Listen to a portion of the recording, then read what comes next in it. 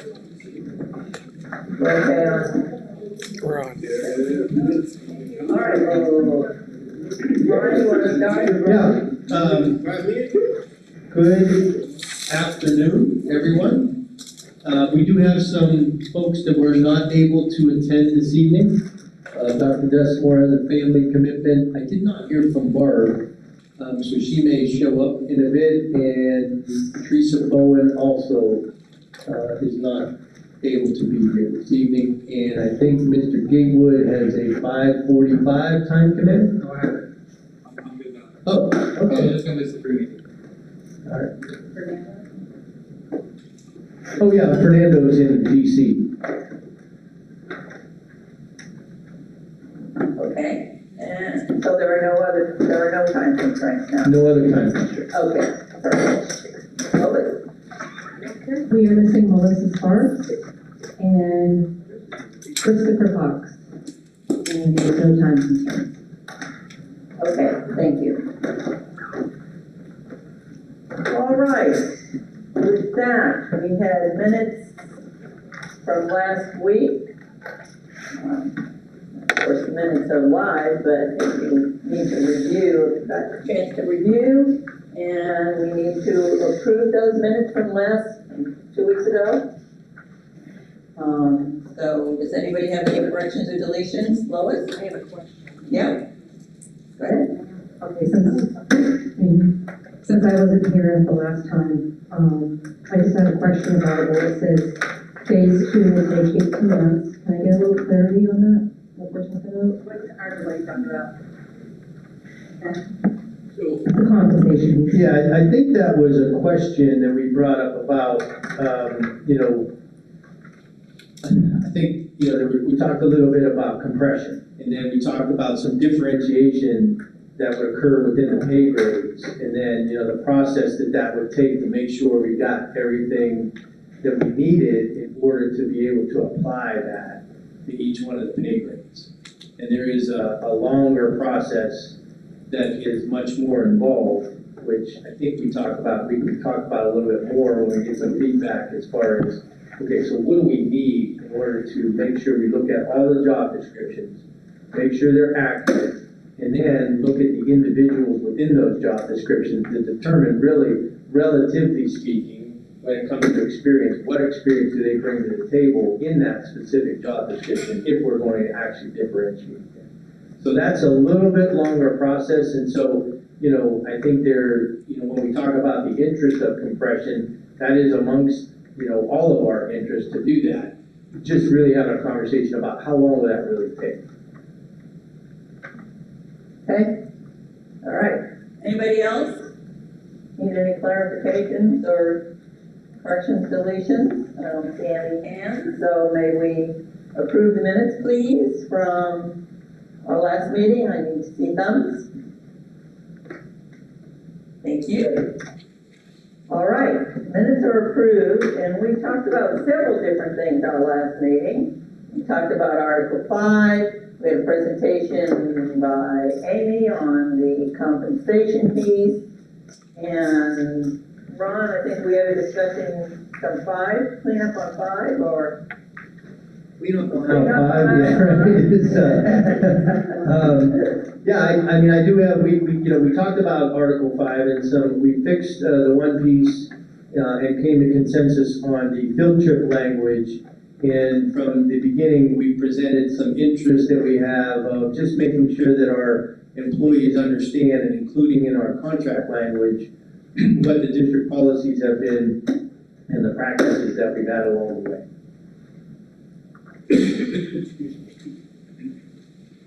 So I don't know. So I'm not sure if that's, do we want to start with that, or do we want to just kind of stick with compensation and come back to that? So. What's your pleasure? You want to go back to Article 5 or work on compensation?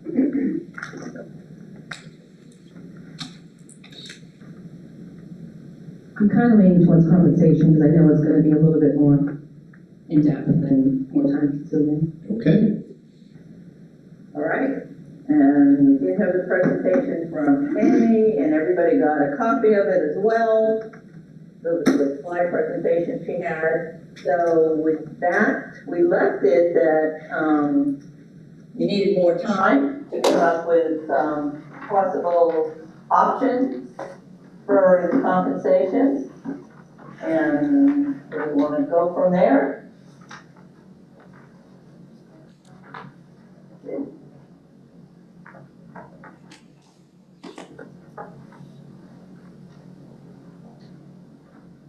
Yeah, I think we, kind of had a couple questions, but I think you guys, at this point, before we take anything to the board, we felt like it was necessary to hear from SPALC and get some feedback on, what we might present collaboratively this time. So, Lois? Yeah, we, I still wanted to discuss the compression, of course, that's some of our biggest, problematic issues.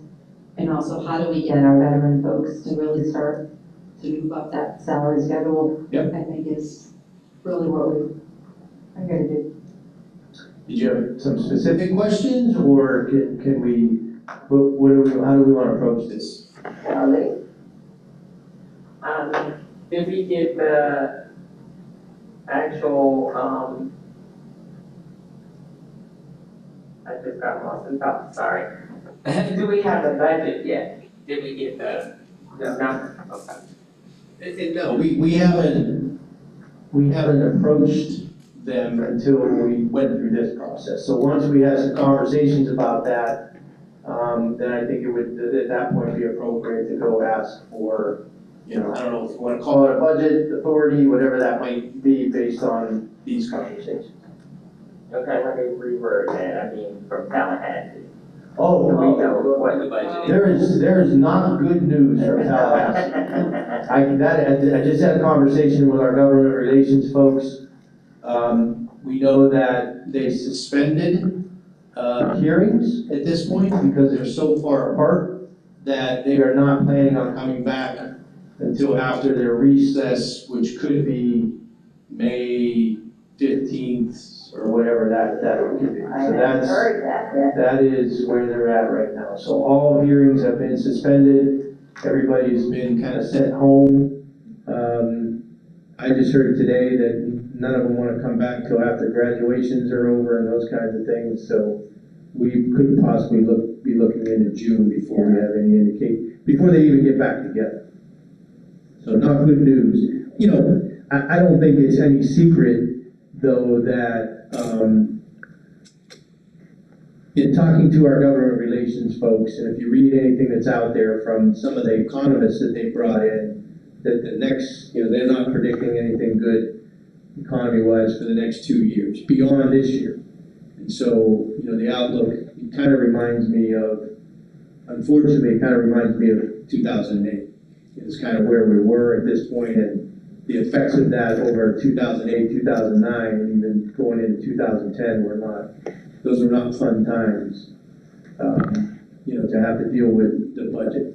I'm hoping that we don't see any decreases in the budget. I know that's happened, maybe in Amy's presentation, maybe 4 years ago, there was actually a decrease to the budget.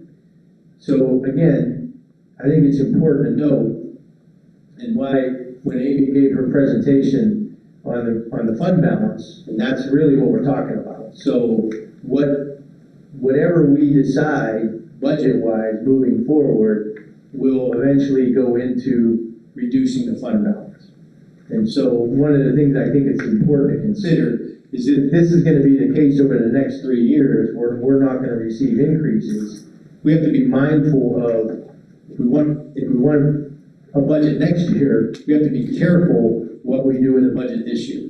Because we don't want it, it'd be great, but if we want to have cost of living or adjustments and allocated funds towards compression, we have to be careful how much we dip into, what we have in reserve. Thank you. Yeah. Thank you for the update. Yeah, because we needed everybody to understand, what's going on Right. in the room and everybody that's logged in. Yep. Okay, thank you. All right, so from there, you said you're interested in closing compression or alleviating the compression issue. And do you have any ideas on how we can do that?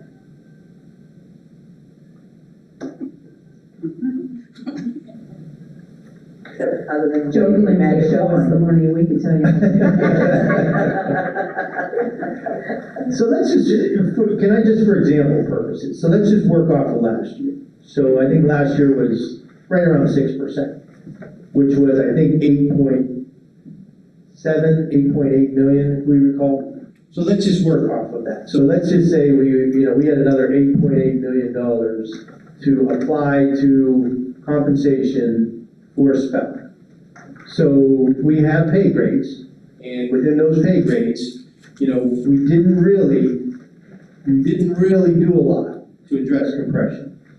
We had the structure put in place where I think that we have the ability to move forward in those. So now it's a matter of, okay, if we're gonna have $8.5 million this year, how do we then distribute that to make sure we take care of compression? Because it sounds like that's a very, very big interest for SPALC employees this year. Yeah, it's been pretty big for the last couple of years, especially when the minimum wage shot up. So basically what's happened in last year, I can tell you that we established the pay grades and we tried to look at where people fell, and we kind of had, at the last minute, we developed kind of that structure that also included, what we considered invisible steps, right? To try to really just not make the transition to that so drastic. But now we have the opportunity to really do what we intended to do along the way, is figure out within those pay grades, really, where do people fit and where should they be, and how do we get people who've had job experience related to that pay grade, how do we move them so that they, that credible years of experience that they have gives them additional compensation.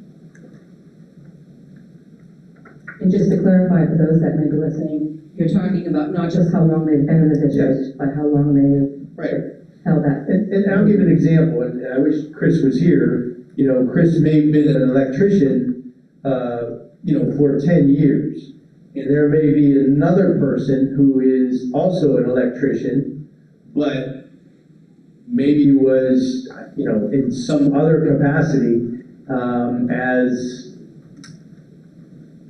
I'm trying to think of something that's not directly related, but maybe a bus driver, or whatever. So, but yet they're making the same because they've both been here equal amount of time. But Chris actually has a lot more experience directly related to being an electrician. So we should take that into account, right? We should say this person has what we call, now we call them years E, which is, what does E stand for? Experience within that pay grade. And so we are working with transportation at this point to try to see, kind of on a pilot basis, what does that look like for all bus drivers in transportation? So we asked to see what evidence do you have of your work experience? Because we do have some people that may have come from another district, that were driving bus, or maybe they were driving a city bus, or something along those lines. So what does that credible years of experience look like? Because really, should we even consider somebody who's only been here for 3 years, but came from another school district and was an electrician for 5 years? So should we consider applying that to that person's experience to make sure that they're compensated accordingly?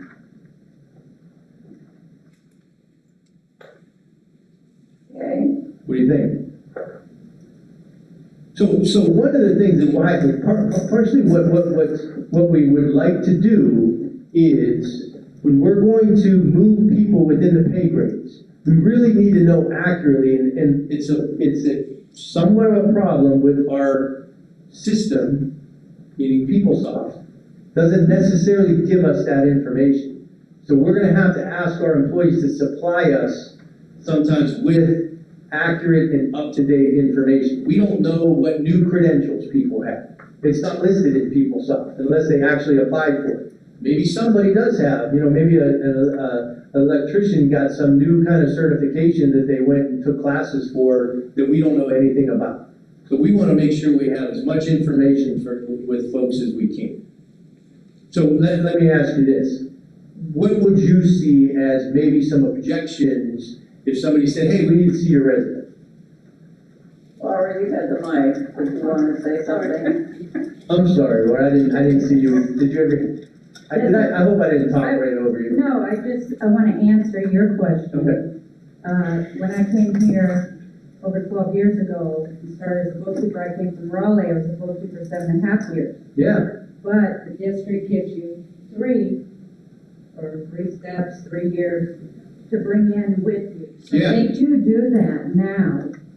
So it shows the experience. They didn't give you my 7.5, but Right. it's something's better than nothing. So what you were saying, I mean, that's what they do already, right?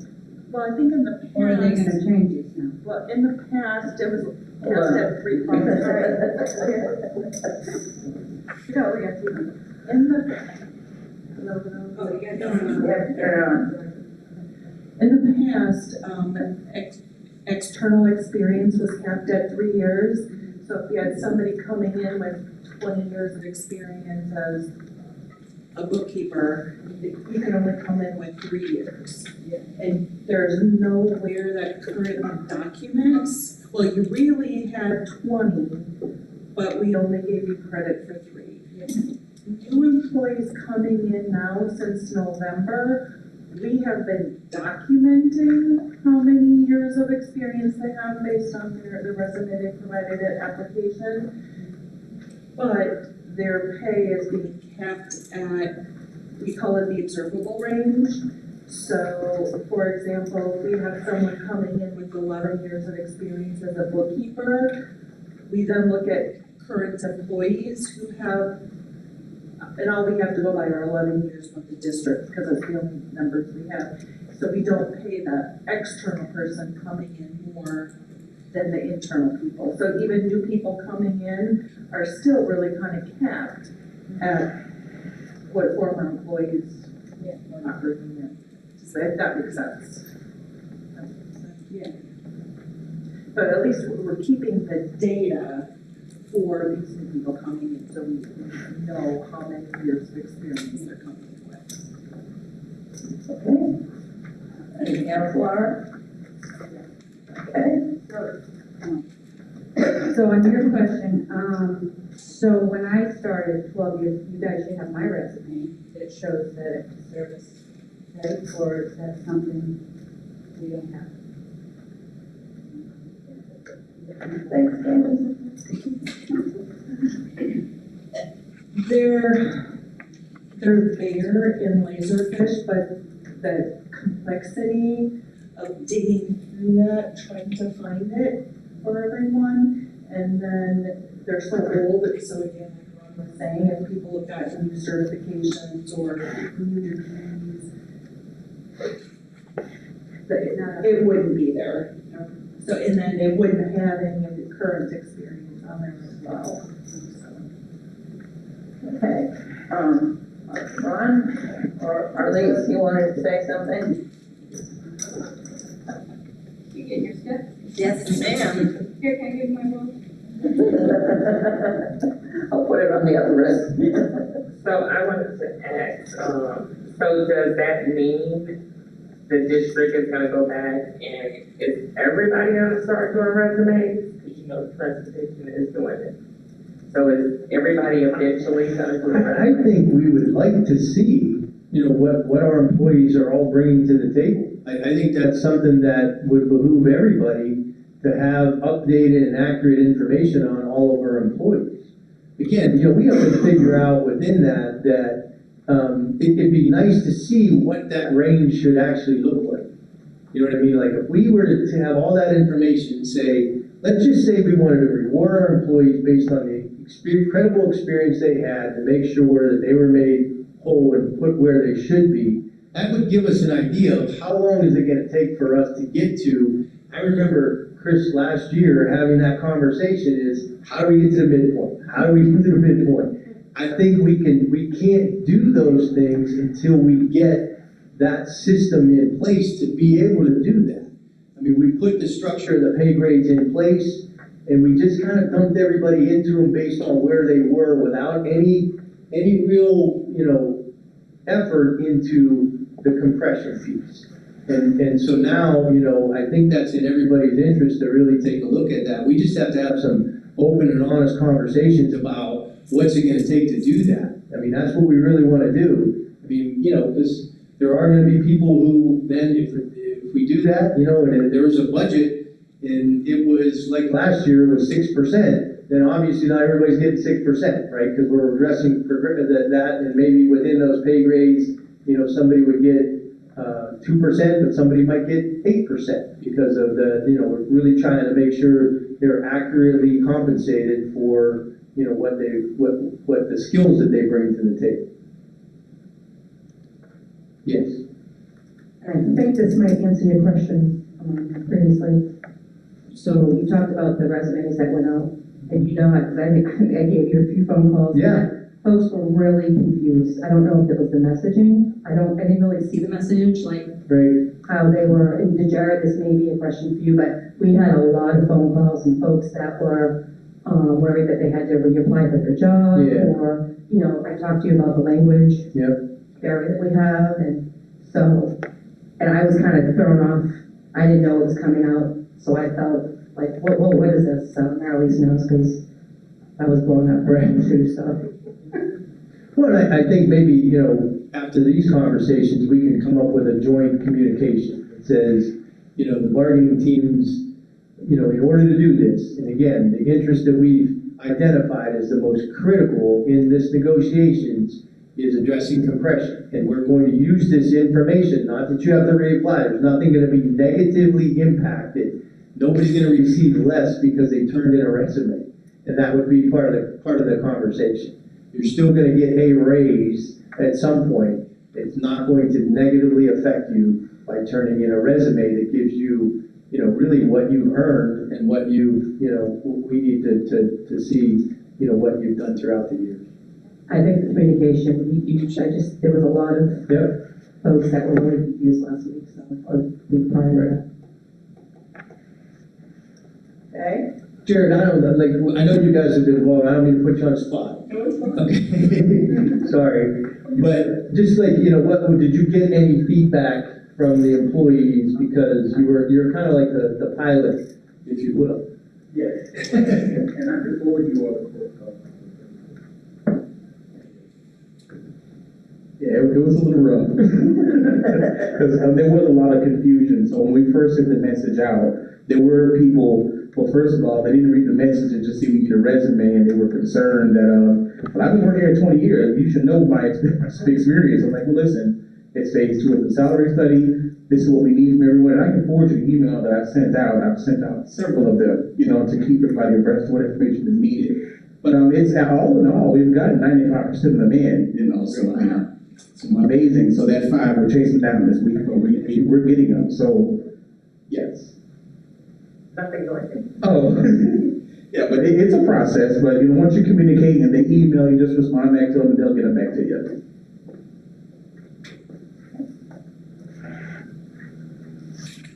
So with that information, what I can do is, create a spreadsheet showing for each employee, this is what they're currently paid. Based on their years of experience, this is what they should be paid. So this is the cost to get them from point A to point B.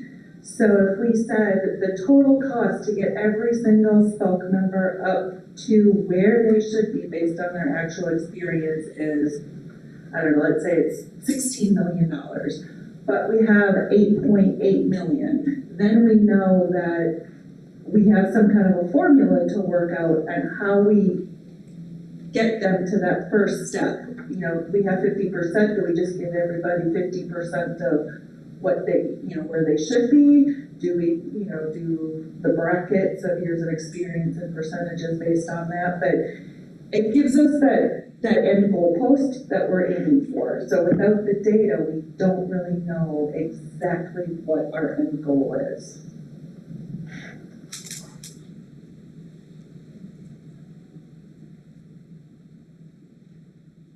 Anybody else? Okay, so if you're going to survey everybody for additional resumes, how's that gonna happen?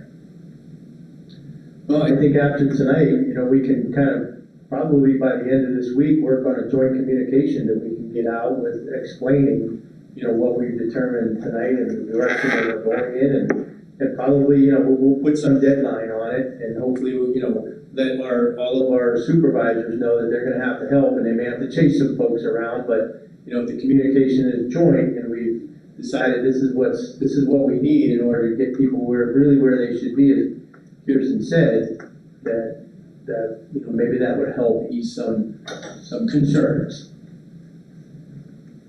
And any feelings about that? Doable? Yes. Okay. What kind of time frame are we looking at?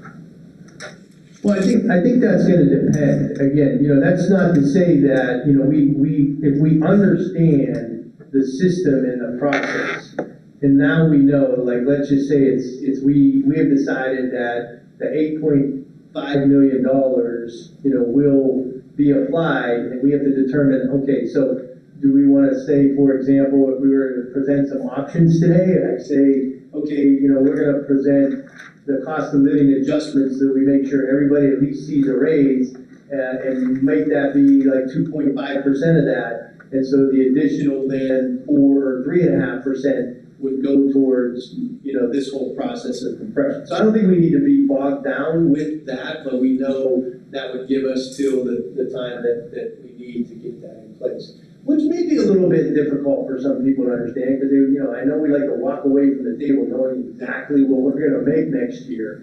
But at least we know there's at least this cost of living increase, and the rest of it's gonna go towards making you whole, which you should have been, previously.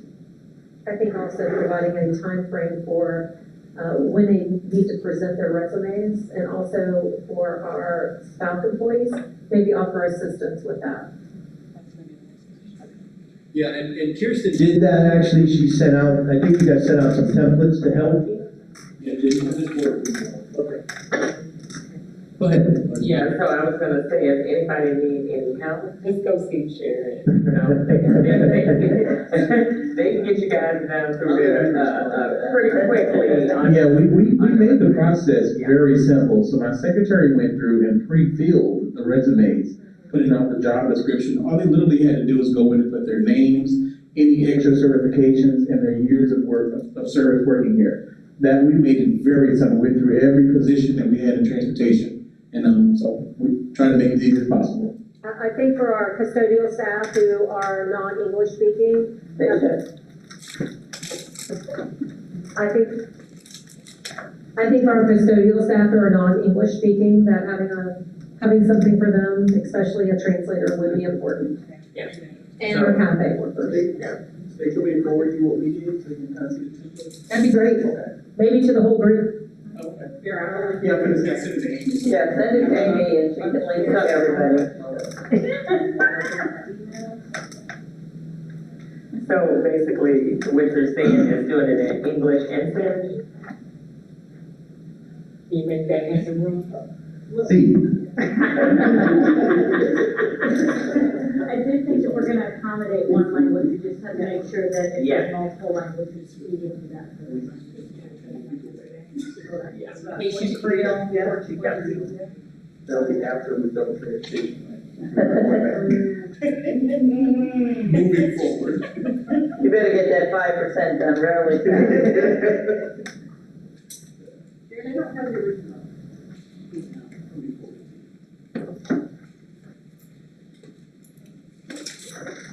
All right, well, it sounds like everybody's okay with that process. will help us decide on compensation. But I heard before job description, things mentioned, do we need to work on that job description? I think that's been an ongoing kind of process, and we have that system in place, so if there was a discrepancy, that we can share those and get some feedback on, just to make sure, because I know we have uncovered some job descriptions that, you know, have appeared and are used that really aren't applicable to the actual position. So we may run into that, but I feel pretty confident that we've done a lot of work already in that. Okay. All right, now as far as other ways of compensation, that can be presented, what else do you need? Yeah. All right, hold, we're on hold for a second.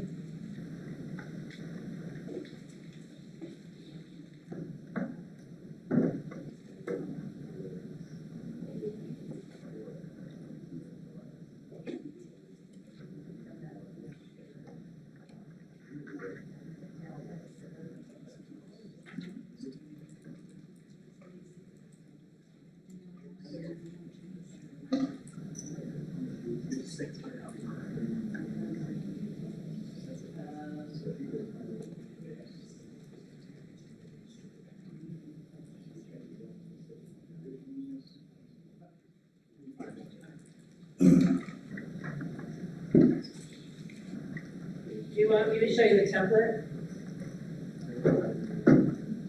For the resume? Oh, I already see. Can I have the extension, please, Jen? Yeah, the rest of the team would like to see it. It's like we really don't need anything really fancy, you know, we just.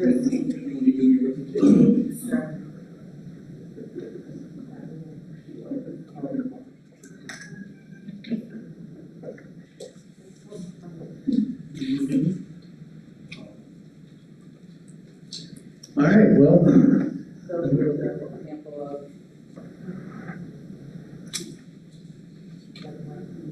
so you said that you guys filled out Yeah, so that's the professional mechanics, summary the experience, and the yes. experience. We filled out all the job description of it, filled all the, literally, all they have to do is fill in the years of service they worked here, any extra credentials, if they would have had degrees or high school diplomas, but everything else is filled in. would they be able to add there then if the outside experience that they might bring in, so they would know that the mechanic, the school district of Lee County would be one piece? Yeah. Oh, I see, I'm sorry, I didn't see the bottom. Okay.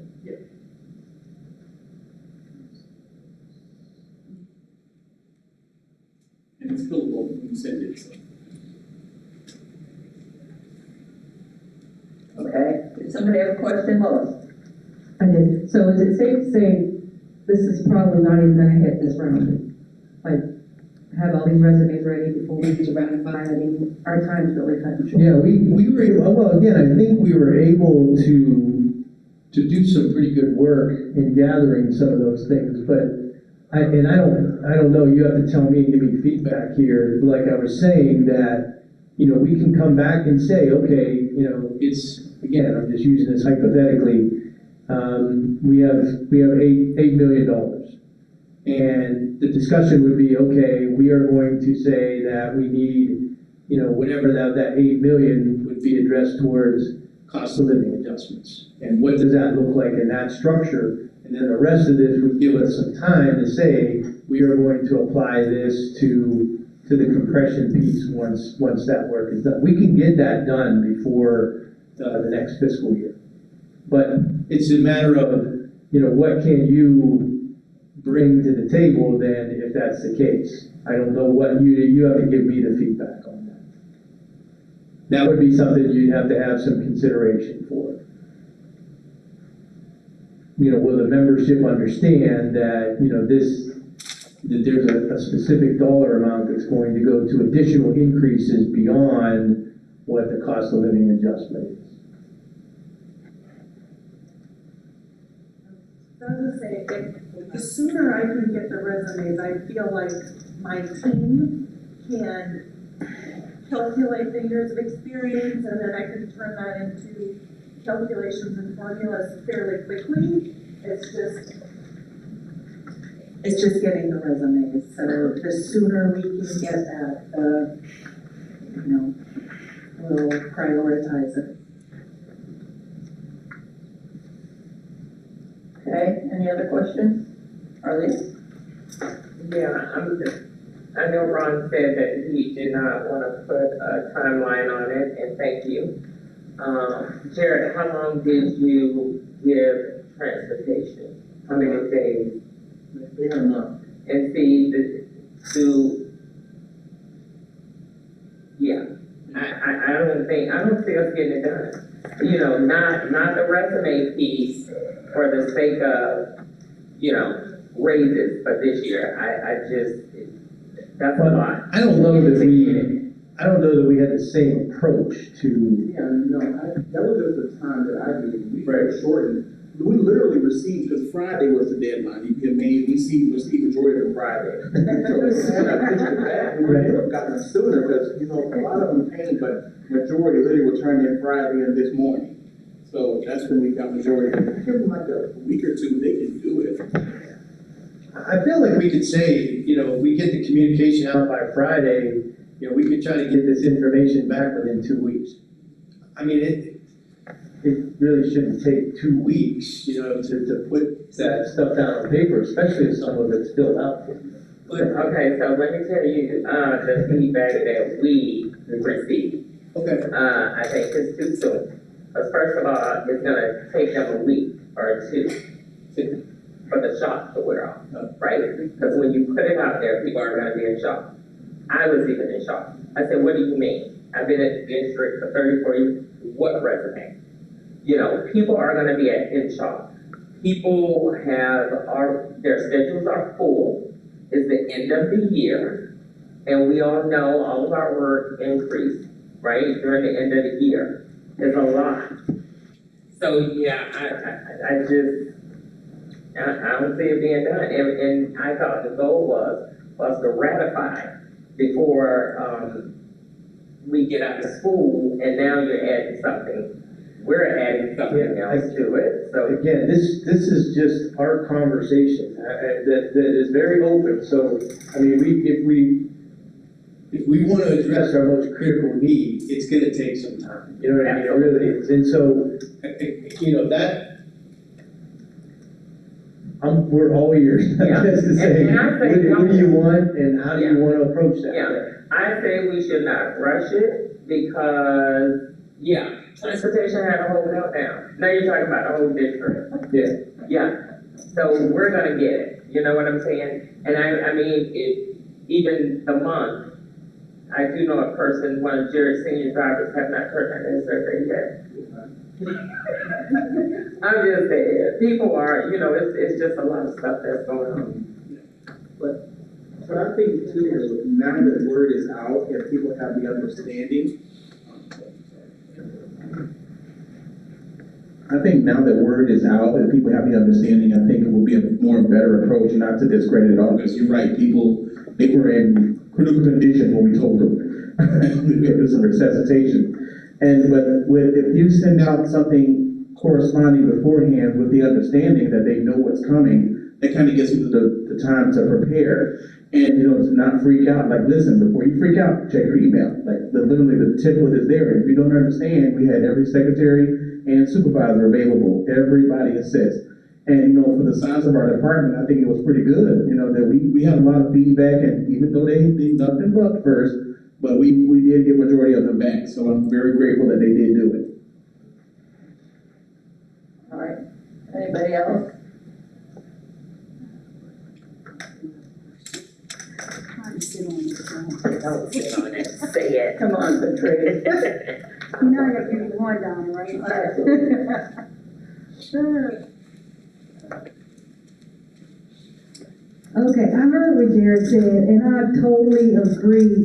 I think if, and Arlise, I'm gonna go against you, I never go against you, but if you attach the need possibly the urgency for something that we were trying to do, like to alleviate or, have a plan to alleviate compression.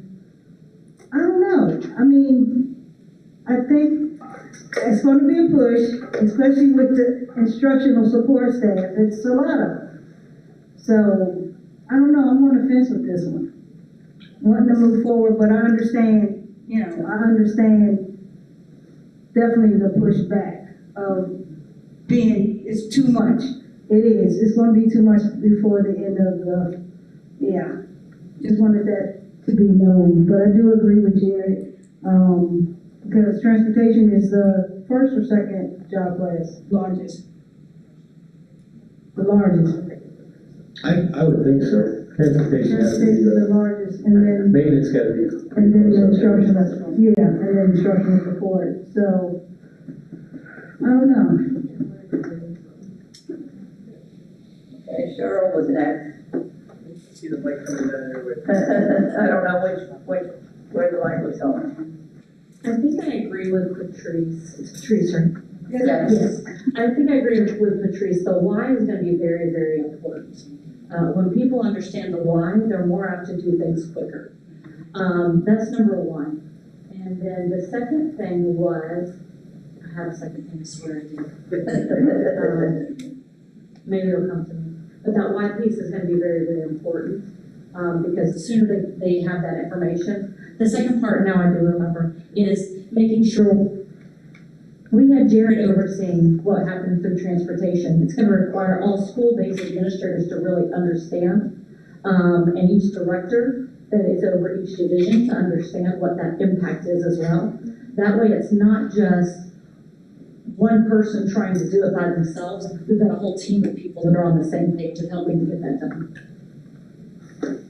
Okay, anybody else? Pass it to Laura, please.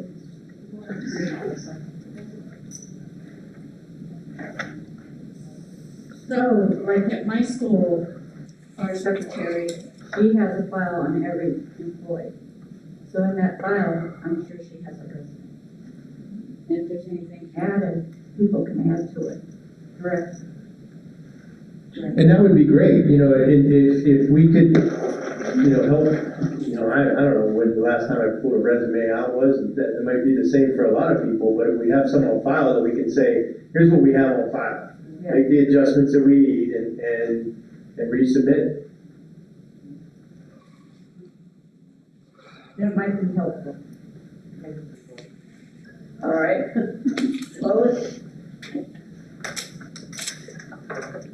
My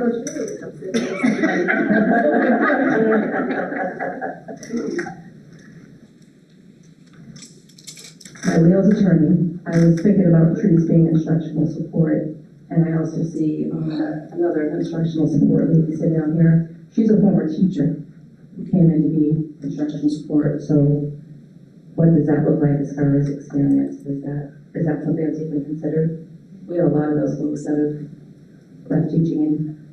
Doesn't that mix, if you're a classroom teacher and you're being asked to support someone in a classroom, I think that's the kind of things that our comp team does. I mean, they look at the experience and they're experts in, really trying to nail down and determine what that person should be, where they should be at. And I would think that a former teacher who's a para, at that point should get some credit for that.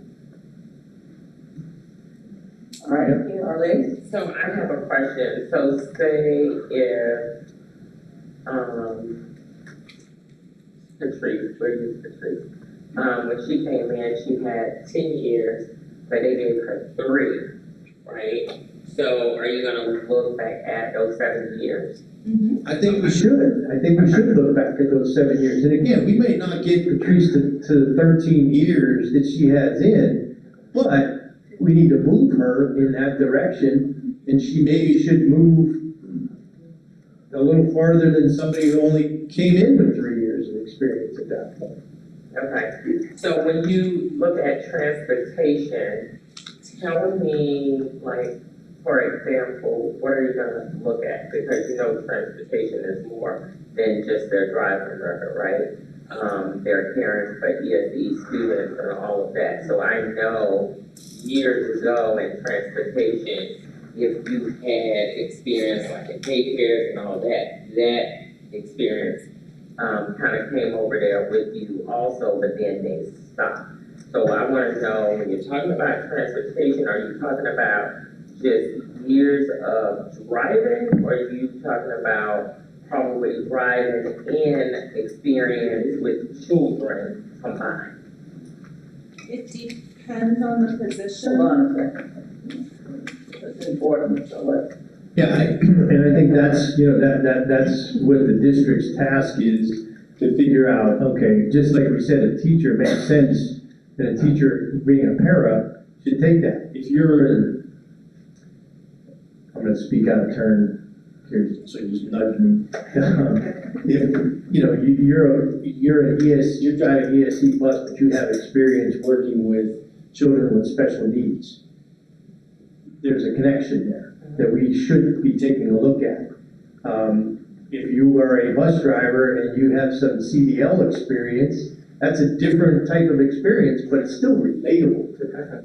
So those kinds of things, what is relatable, I think, are things that we should make a determination on. Whereas in the past, we just said, nah, you get 3 years, no matter what you did, that's it. So this is kind of the direction I think that we want to go in, to really take a look at employees individually. And that's, I don't think there's any better way to address compression. Yeah, what Ron said, as long as it's directly related. The other piece to it too that we've been taking into consideration is, so for example, doesn't get the education supplements or the degree supplements. So we do, so especially for instructional support, we have a lot of instructional support coming in with bachelor's degrees. And we either have to take the parapro or have an associate's degree. So those coming in with a bachelor's degree, that's 2 years above and beyond the minimum requirements. So we're giving them an additional 2 years of credit for that degree because they don't receive the supplement.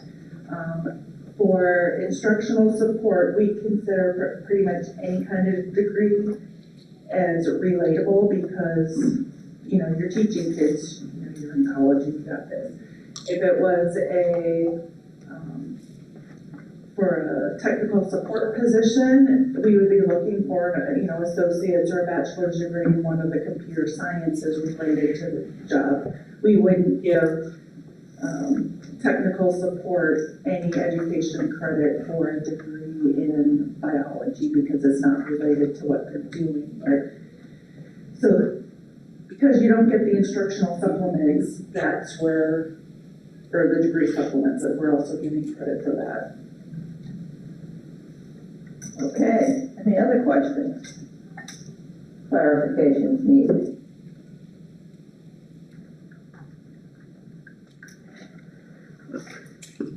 Okay. If there's nothing else, I've kind of heard a couple of options during this discussion.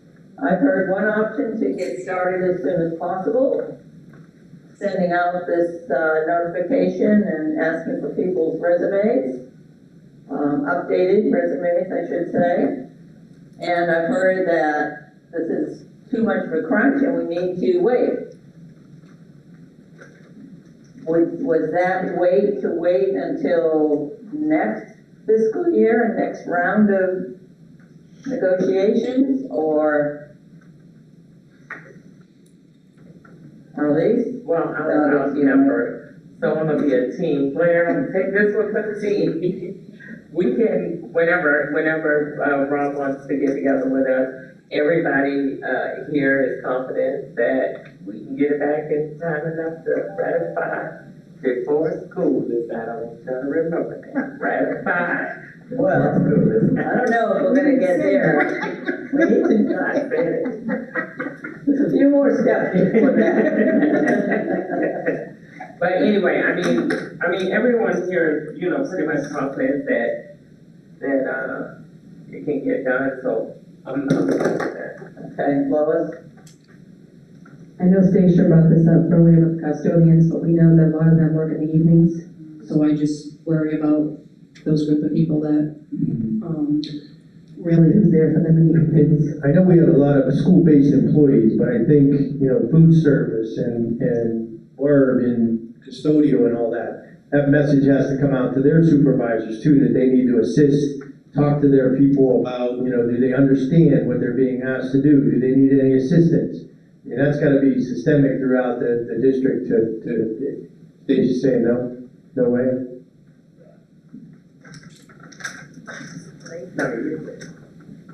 A lot of our supervisors are not fluent English speaking. So we're gonna have to have, definitely conversation about how to assist them. How do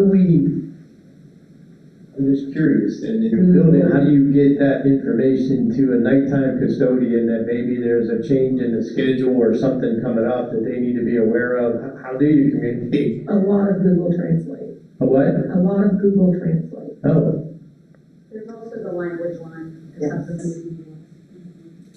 so do we put out the communication, try to send it out maybe with a version of, the communication doesn't have to be 6 pages long. It's going to be very direct and to the point. So we send it out in English, in Spanish, in Creole, you know what I mean? Those languages that we know.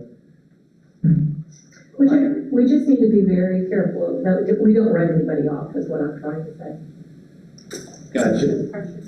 Okay, Mike had his hand up for a while. Give the mic the mic. I just want to say we got to keep in mind the calendar, because a lot of employees have a month left before summer. And we really need to get this back from them before summer so that compensation can work on it over the summer. And then we can have it ready to go when they come back in the fall, because the longer we wait to get it out and get it going, the longer before it gets in the employees' paychecks, which is really the number one goal. Kirsten? This is just a thought, feel free to say if you think it's a dumb idea or not possible, but what about, HR, if we were like to hold like 2 open houses kind of thing? Where we had some of our own translators available for these people who need assistance, that we could have the room and have, or a computer lab, something where we could have people come in and we'd have some of our own people that could help translate and.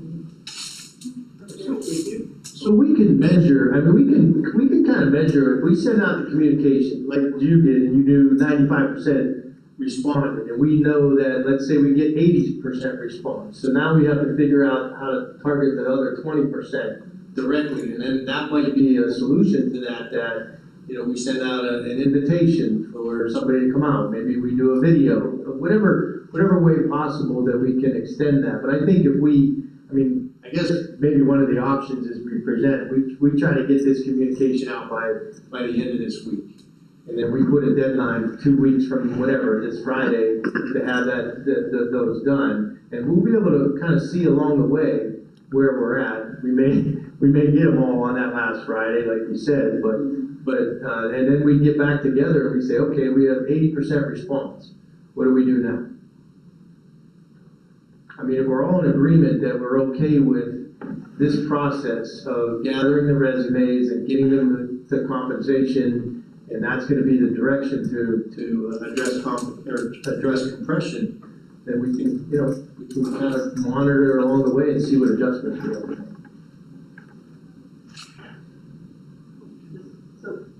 Go ahead. Yep.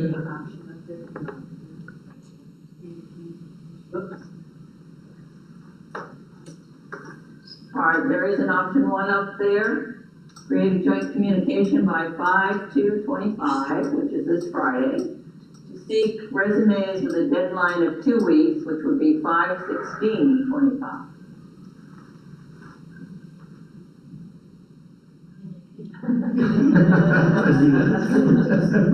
Anybody have any other options? Patrice? No, I have a question? I have a question for Derek, since he's going through this process. Okay, go ahead.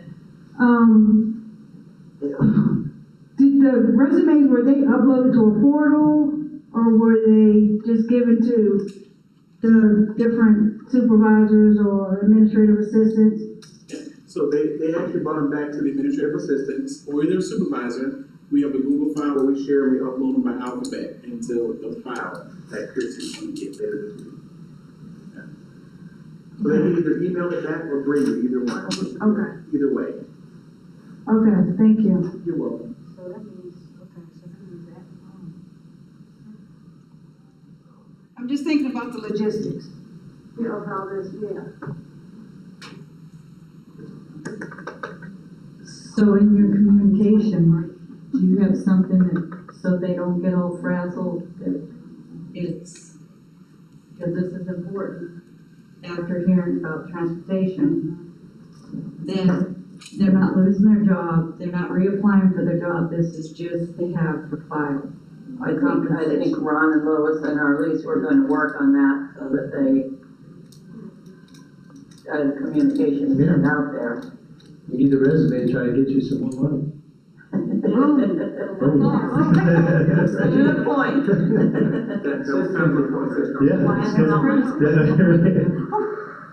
And you really will be amazed, like they'll do it. My voice carries pretty good, but you really will be amazed, like it's, once, because word is out now. And my department is very complex, for those who don't know, we have drivers out all times of morning, night, weekends and everything, and they still had time to do the resumes. Like literally, when they sit down and do it, I had to tell the driver that sent me a very extensive email, like the time you took to type this email, you could have had your resume done. I mean, it's very simple. So, I mean, once you bring the first few in and really explain it, it gets very simple. As long as your leadership understands the why, like Cheryl says, then it'll flow. You'll get them in, they'll keep coming. So it really is very simple once you get the ball rolling. I understand, the complexity, because we've been through it, I've lived it. It's not as bad as you think. I assure you, you'll get them in. All right. So we have an option up there. Do we have any other options, or do you want to test this option? See how we feel about it? I have a question, Ms. Donna. Yeah, where's the mic? You have it? Oh. I have another question. So Okay. the question is, are we trying to ratify by July 1st? That would be wonderful if we could ratify by July 1st. I know we had an aggressive timeline to try to get some things done before the end of school. If we want feedback for all of our employees and where they're going to be ended up and where then we would have to ratify after the end of school, I would think. I was just gonna say, if we wanted to ratify, it would have to be by the end of May. Yeah. Because school's out at June 2nd. Right. So that becomes that was my whole hesitation is, are we Yeah. rushing it to meet that, or what do we, Well, and again, I'm just gonna say, like I said earlier, if we have some conversation next time around, we get this ball rolling. But then, we wanna make a determination based on where we're sitting and where we're at. We might at that point wanna take a look at some other options, which I'm not opposed to doing at that point. because I was just saying, we have one option right now, but if we don't make that 80%, then Right. we're not going, what's our back? Well, how about putting another option up there? If we don't meet the 80% by 5/25. I guess Well, the like option two, it could be that we would just deal with the resumes for the fiscal year 25-26. Mhm. Yeah, we would start this process and then kind of work through the year to the next piece of that. Again, we may not then, we just gotta all realize that we may not be able to 100% meet that critical interest of, where everybody thinks they need to be as far as compression is concerned. So, if we wanna really put our heart and souls into that, and really do it the right way, which I think is gonna benefit everybody in the long run, just have to understand that it's gonna take a little bit more time to be able to do that. But I'm not, we're definitely not opposed to saying, okay, we need to take a look at, this budget and apply it differently at that point. So. But I think from this point, it's kind of a united effort to really address compression. And let's go after it like we really can, and if we have to adapt along the way, then we can do that too. So option 2, if we do not have all the resumes by 5/16/25, then we use the resumes we have to address compression. Is that what you meant, or? I think I meant that we would use them for the next round. With the next round.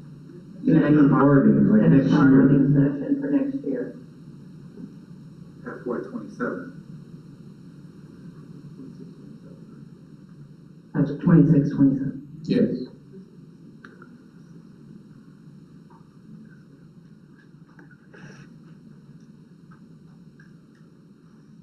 Is that better? Ms. Neely?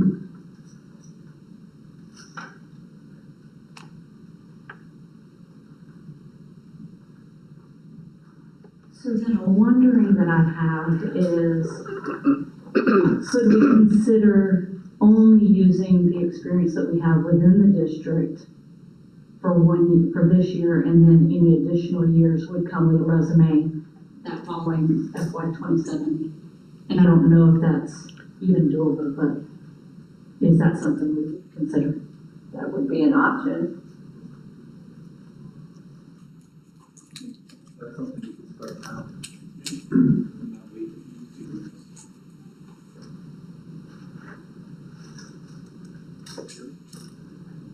If you didn't hear, Mike said that that's something you could start now and not wait for 2 weeks. Kirsten? I was gonna say, and that would involve going through every single person's record and scrolling through all of the different jobs and the dates, because there isn't anything in there separating, it just comes back to the years with the district as opposed to years of credible experience in the job that they're currently doing. And for someone who's been here for 35 years in a lot of different jobs, it's going way back and working your way through. And then even for those longer term employees, that data is not in the system. We just have that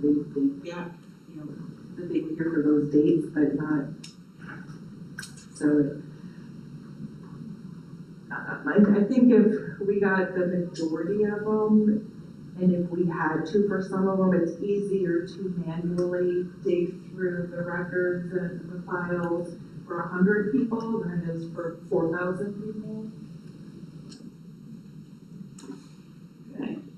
So, And I think I was thinking only at their current job, whatever their current job is. And then any additional things would come with that resume after that. So if they had another job experience within the district that then fell on the resume as it relates to that, I think that's more what I was thinking, just in the current job description. Yeah, I would think that would be, I think, just from my suggestion and conversations again about really making sure that all our employees were credited with for what they deserve. Eventually, we need to get to that point, but if we can't at some point, we'll have to talk about that as an option. Just understand that, we've got further work to do there. okay, we have 3 options up there now. Any other options?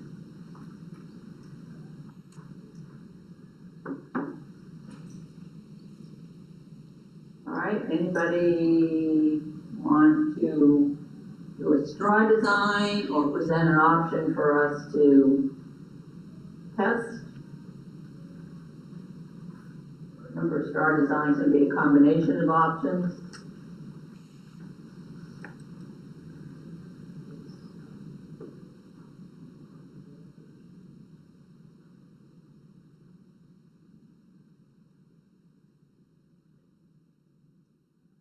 Lois? I mean, I do like option one where we have we're asking for the resumes with a deadline by 5/16/25, but also option three where it's, Cheryl brought up a good point, is that if we don't have what we need, we can use what they're currently having. So I guess option one and three, how do we maybe kind of merge those together if we don't get what we want from option one, to revert to three? Does that make sense? I would suggest we try to merge all three of them together, because we can do option one, and if we don't have what we need, then we use the current position, but we still want to address further the following year, that idea of making sure there's all credible years of service are applied. So it even further addresses compression. So it's just the order of option one, then option three, then option two, I guess would be the. Yeah, right. I mean, and we can make that on that order when we meet again after the 16th. So, you still want the star design of option one and three up there, Lois, or you're okay with 1, 2, and 3? I mean, I like the fact that we put all three on there, that gives us some wiggle room. Okay. All right, so we want to test that one? The star design with options 1, 2, and 3. May I see thumbs, please? All right, we have an agreement. All right, where do we want to move to next? You want to stick with compensation issues, or is this enough?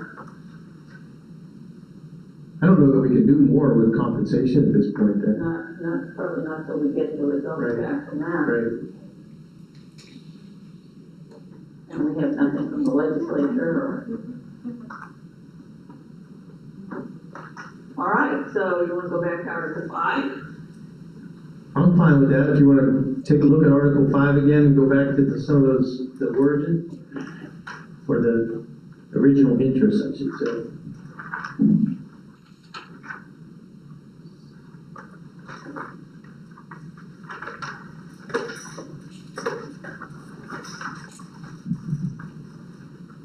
All right, we did agree on trip assignments for transportation, so there were several other things up there. We have the types of leave, that's Article 12, sorry. Contract status and reappointment, transfer language, for both Article 5. Either one of those that we're ready to discuss. I guess I can go ahead and talk about 5.01. Okay. So 5.01 says, it talks about probation. All employees shall be on a probationary status for a period of 12 calendar months from the date of initial employment. And it talks about credible work experience. Any recommendation for annual appointment must include the supervisor's written assessment of the employee in accordance with Article 8.02. That's the only really place that we talk about and define what a probationary employee is. So a probationary employee is anyone who's been here for 12 months or less. What we really don't define, and let me read what the policy says there.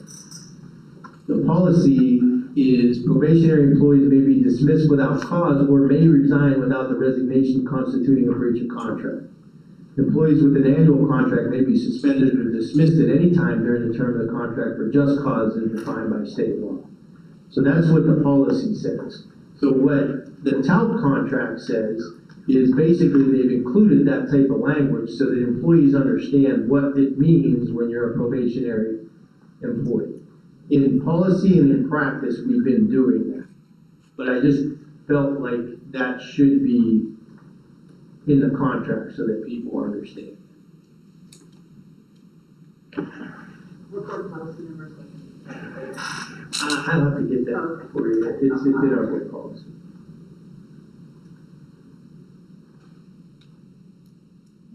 Lois? Can you read the board policy again?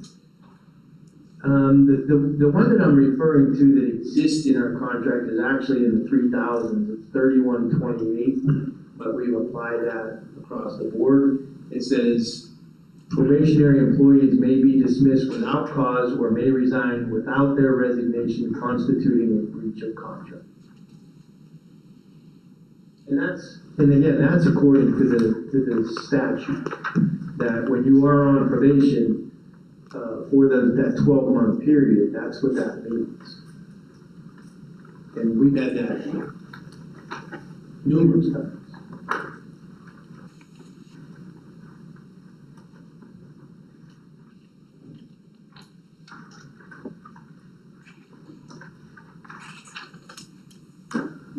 Charlie? So, you saying you wanna put that in edit?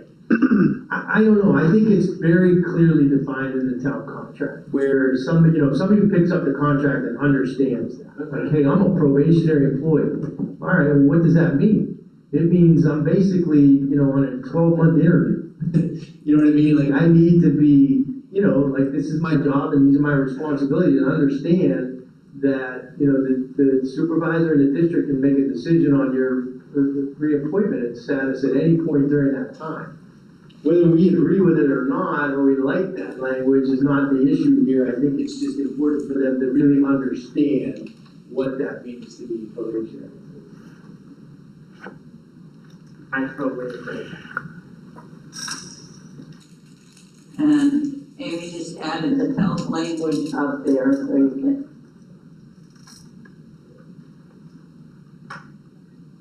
There you go.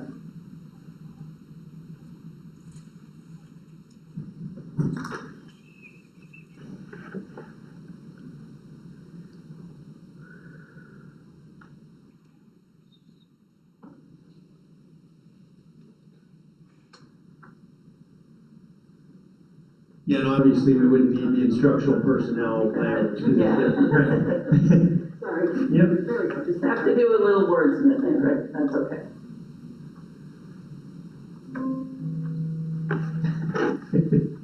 Can we put that, yeah, it sounds like we might have a We ready? option, yeah, that would be the option to include that That would be the language. option to include contract language, right? So that would probably be what, 5.01, what is it, how do they? 5.011. 5.011. Yeah. So the option would be to include that language or add that language to the contract. Okay. Anybody have any questions or? You want to test that option? You don't have any additional options? All right, can I see thumbs, please? All right, we're good. All right, for 5, what else do we have for 5? Hold on, let me finish typing here. Never mind.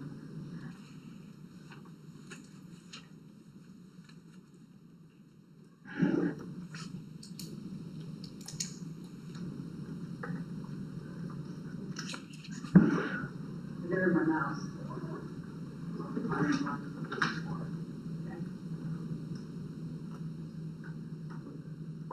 All right, what else did we have for 5?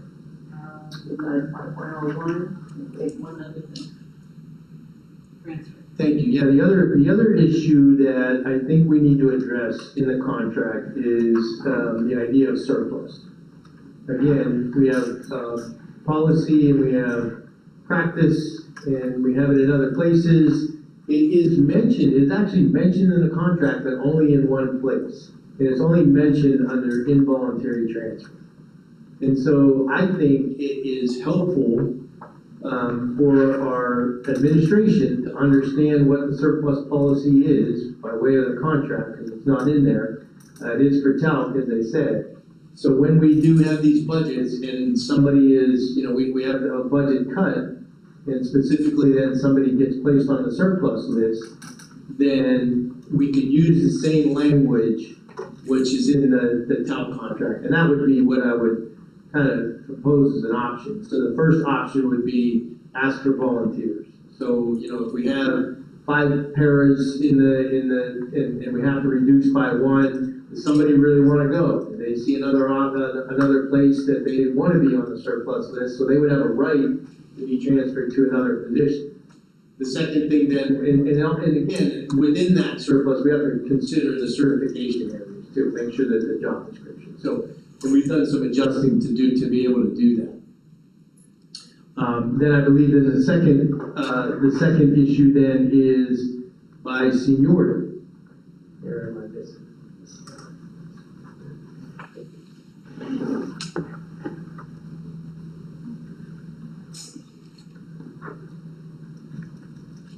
Ron, you said that you are getting, this is from Talc contract? Yes. So can you read what Talc contract says, where everybody would know? Gotcha. Surplus list. Involuntary transfers may be made to achieve a reduction in the number of employees. Employees selected for involuntary transfer shall be those with the least district seniority at the work site. And then this is how you do the order that you go in. Number 1 is voluntary. When surplus occurs, employees within the job code shall be given an opportunity to volunteer prior to determining an involuntary transfer. Preference. A list of employees to be involuntary transferred will be compiled by Human Resources. Vacancy information shall be provided to those employees. Thereafter, employees shall indicate the positions in order of preference, such as a location which they desire. So they're given the right to, here's a list of available positions, which one do you want? Yes.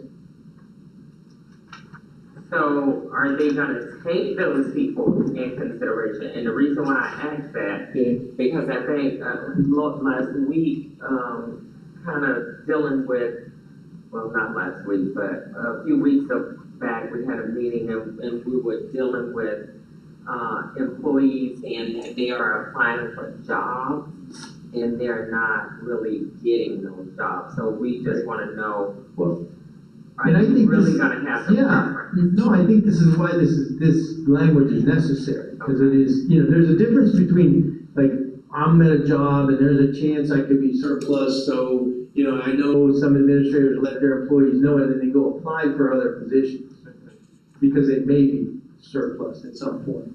This language specifically deals with people who are on the surplus list. So then, if you're a para in this school and there's a surplus, then you absolutely have the right of first refusal to any other of those positions which you desire. So there's no ifs, ands, or buts about it. You can move to that other position. And then lastly, the thing is seniority. Then we would, if we have no volunteers, no preferences, then it goes by seniority. So the least senior person within that job code would be the one that would be transferred, involuntarily transferred. But even still that when they're involuntarily transferred, our practice is they go on a surplus list, and then HR looks for the available positions, and we try to find a proximity to where they were. That's the number one consideration is, let's find a place as close to where they were as possible.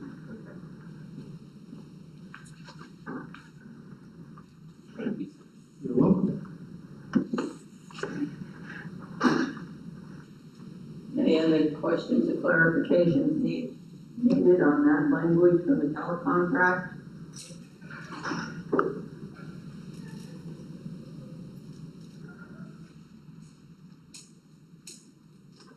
Yes, Cheryl. My clarification is within the SPALC contract.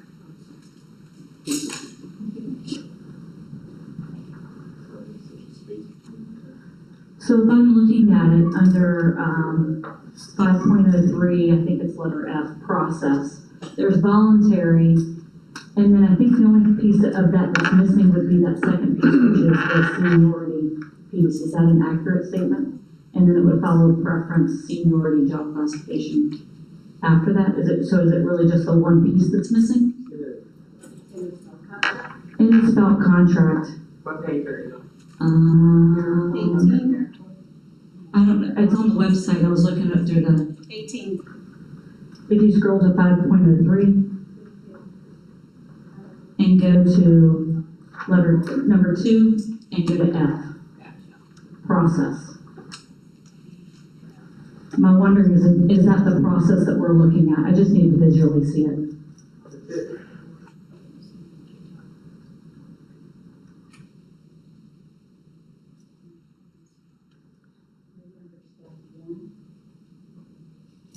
So looking under step one where, and maybe it just needs to be worded so it says step one in surplus, or where that says process, surplus, process, and add that language right there.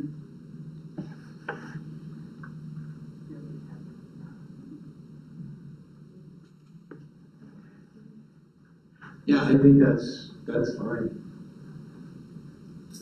So it's language already in the SPALC contract that you're just adding surplus to the word, ahead of the word process.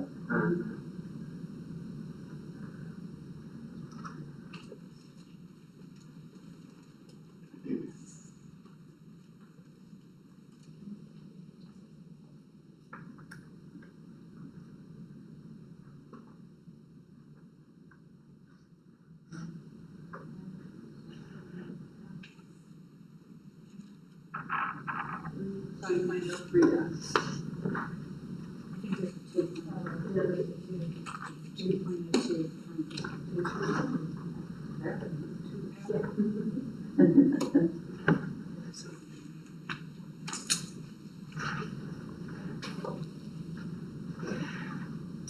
Any questions, clarifications needed? Any other options?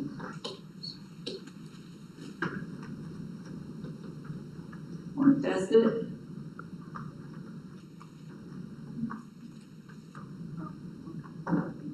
See people still looking at their computers, so.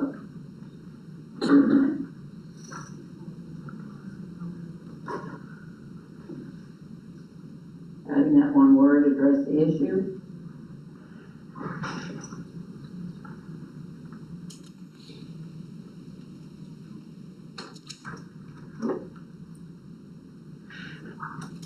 All right, shall we test it? Okay. All right, now she comes. It's for option one. All right, we're good. Another one.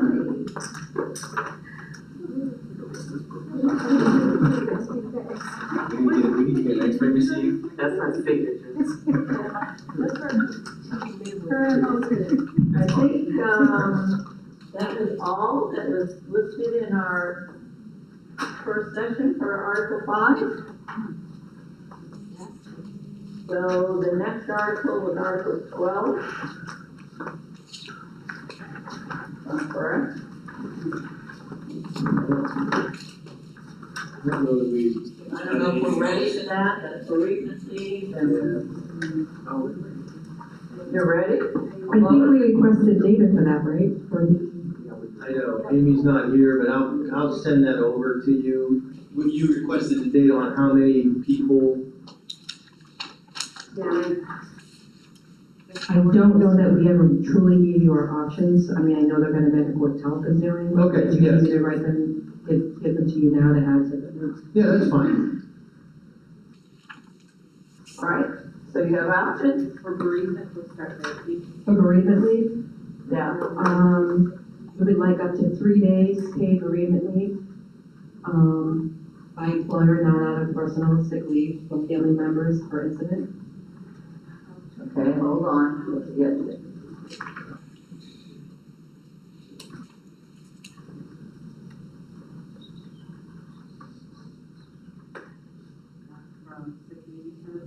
Not out of personal or / sick leave.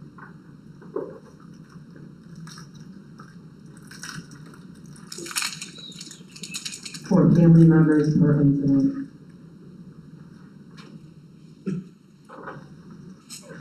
And then we also defined what family member was, so there. Go ahead. The term family member means spouse, domestic partner, child, father, mother, father-in-law, mother-in-law, brother, sister, daughter-in-law. Okay, hold on.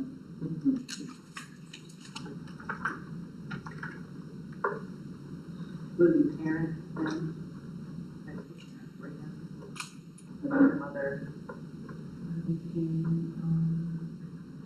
Parent-in-law. Yeah, we have the in-laws, we have brother, sister, daughter-in-law, son-in-law. We have grandson, granddaughter, grandmother, grandfather, or any legal dependents.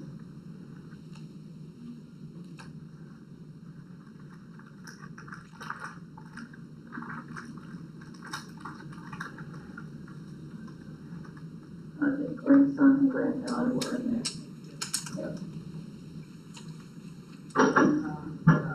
Yeah, that's fine.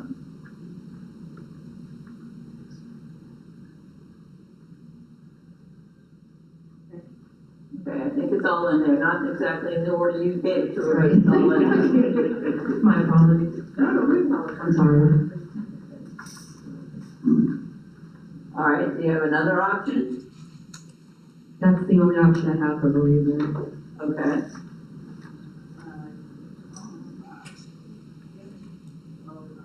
All right, hold on. Let's do a little copy and pasting here. Okay. All right, the next with the parental leave was. All right, so for SPALC option, paid parental leave, we have up to 4 weeks, 20 consecutive days of paid leave.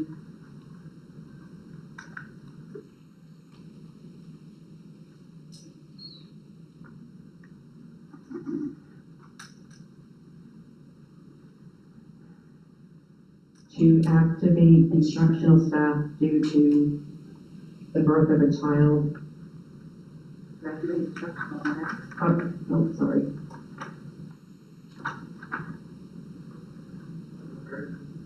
For instructional staff, sorry. You don't want instructions. No, you don't know. It's not instructional. Support staff.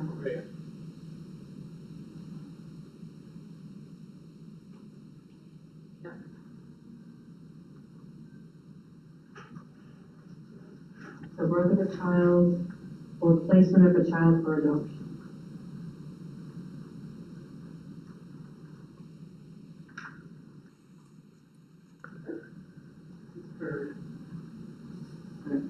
Next sentence would be eligibility for paid parental leave requires an employee to be actively employed for at least 1 year without a break in service.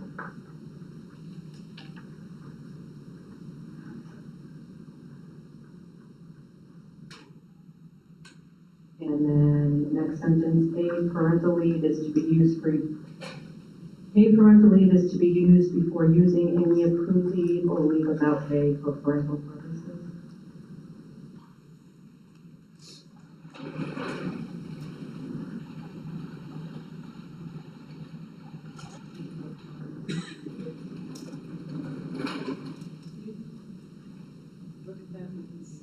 Accrued leave, I think she had it in there. Before any accrued leave. Accrued leave. Or leave without pay, right? Correct.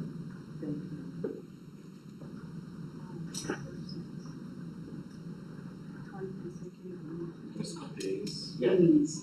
So that should also be work days? Yeah, that's what. Yeah. Or consecutive work days? Yeah. Just to clarify. Just to clarify. So you don't have problems down the road. Okay, anything else? So just for clarification, Go ahead, Ron. on parental leave still runs concurrently with FMLA. Just, I don't know if we need to memorialize that or if that needed to be part of the option, because that's the law. So whatever, you know what I mean, just to make it understand, like they still have to apply for FMLA if you're asking for parental leave. I don't know if we need to add that as option. Another option, please include that FMLA runs concurrently with parental leave.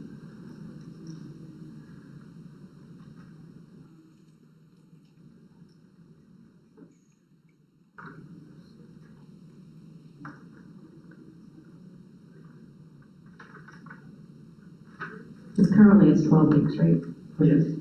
So it would be the first 4 would be, First 4 would still be under parental leave, but they could actually go 8 more weeks if they would ask for accrued sick leave or any of that type of thing, that would be applied. correct. All right, any other options for parental leave?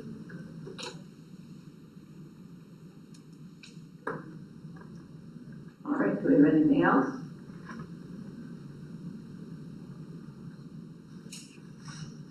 All right, and I know you said this is just to put up there for now until we get the data request. So anything else we can do this evening? Come on.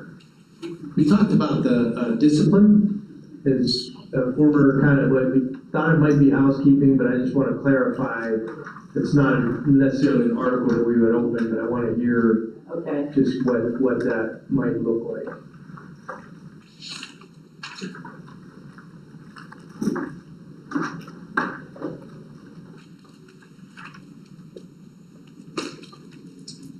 So I know the issue that we were having was that the policy is worded a little different than what we have currently in the contract.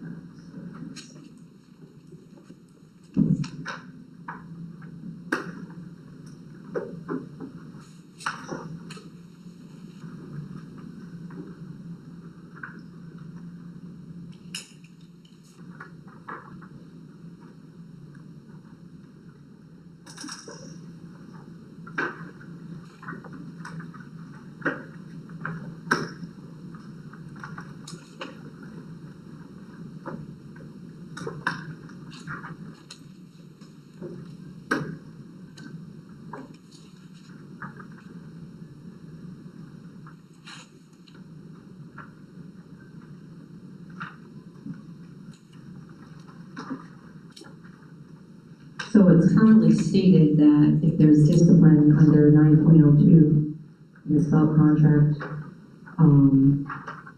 1 being no finding, 2 the letter of guidance, 3 administrative notes, 4 is a conference summary, and I think that's where we were bad on a little bit.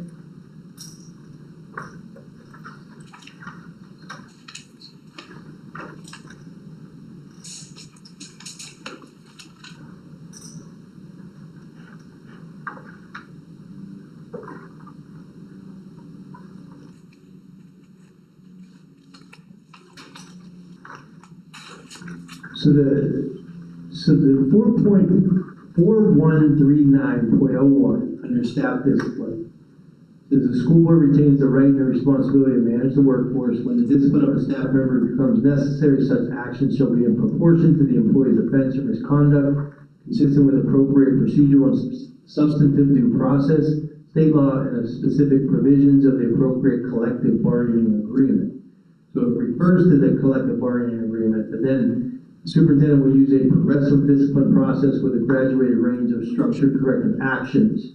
So it really doesn't, in this, unless I'm missing something, like I'm just, do we not want to include what some of those actions are in the negotiated agreement then?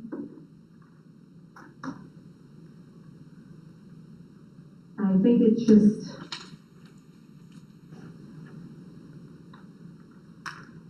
it's case to case. It depends on what we're dealing with, and I just want to make sure that we're following what the collective bargaining says. But it can get a little, as you know, it can get a little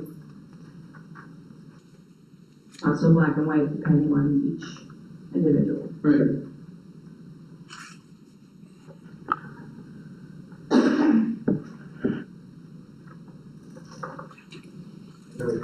I was just looking for Horace, but he's gone, so we had to leave it earlier. We can talk about it next time. Yeah, why don't we put that aside, let me do a little bit more diving into that, but I just wanted to get specifically what, because I was reading it, I'm like, well, it refers to the appropriate collective bargaining agreement, and it talks about progressive discipline, and we just go a step further in the contract to just talk about what those possible discipline could look like. And I would think it would be behoove you to say like, hey, this is the kind of, like, there's no discipline, there's letter of guidance, conference summary. I still haven't figured out what the difference is between those two, because I think it's just what we call them. And then really, like, those are both not necessarily, well, it's a documentation of the conversation, but really it goes down to the written reprimand is actually the first real disciplinary action. But now a conference summary will stay in your file for a year, correct?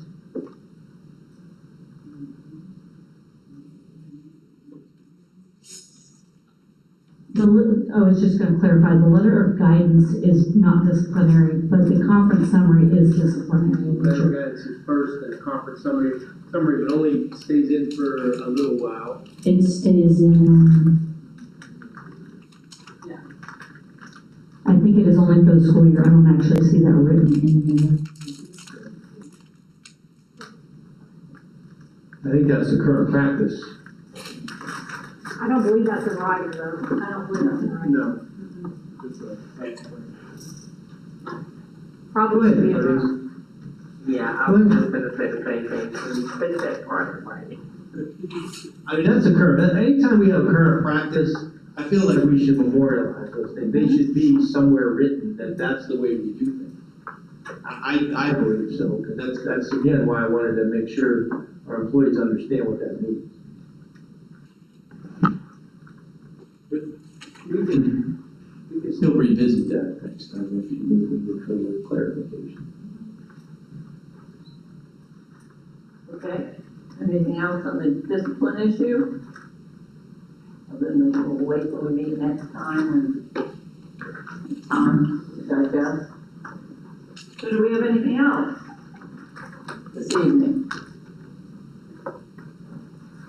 Nothing else? Okay, I believe we have a meeting 2 weeks from this evening. And, we will have some of those requests for data. And, an update on the communication that's gonna go out about resumes. I know it won't be the deadline for that, but maybe we'll have an idea of what it looks like at that point. Because I know they're not gonna come in until the 16th. I got it, Jared. That's right. So was that scheduled, is that May 12th? Is that the session? Yeah. Yes. May 12th is the next session, and we're again in this room. So, if there's nothing else for this evening, I think that's why Corliss left, actually. He was all bundled up. He covered up as much as he could. Jared, we're gonna tell you what we tell everybody else. It's easier to put clothes on than take them off. So bring us what? All right, we'll see you in 2 weeks.